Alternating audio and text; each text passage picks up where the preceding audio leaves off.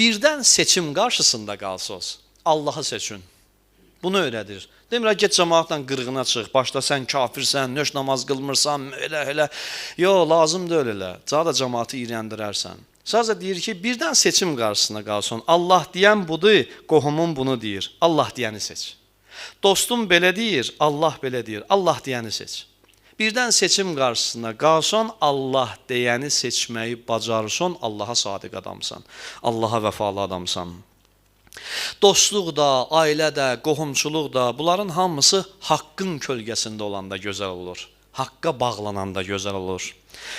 Bir dostluq və ya bir münasibət ki, insanı Allahdan uzaq salır, insan rahatlıqla ondan imtina etməyi bacarmalıdır. Rahat imtina eləməyi bacarmalıdır. Görəndə ki, o münasibət məni Allaha qarşı küfrə və ya Allaha qarşı günaha vadar eləyir. Əgər başlasaq bəhanə gətirməyə, oturun biraz gözləyin sonu, görəcəksiniz ki, Allahı tamamilə unudub çevrilib olacaq fasiq adam. Kim ki bəhanə gətirəcək, insan da çox pərgardır bəhanə gətirməyə.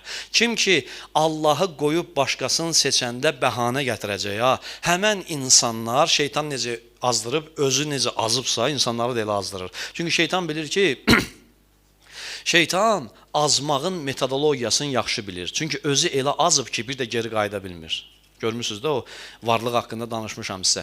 Özü elə azıb ki, indi geri qayıda bilmir.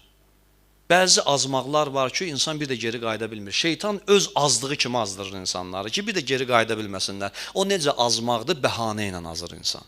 Bəhanə gətirir. İnsan ki, bəhanə gətirdisə, onda azanda çox pis azır, geri qayıtmamaq şərti ilə azır.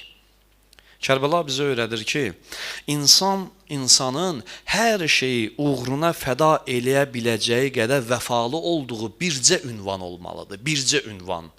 Hər şeyi uğruna fəda eləyə biləcəyi bir tək ünvan olmalıdır. Bir tək ünvan, o da Allah. Allaha vəfalı olan insan vətənin də, xalqın da, millətin də, bayrağın da hamıdan çox sevəcək. Əmin ola bilərsiniz.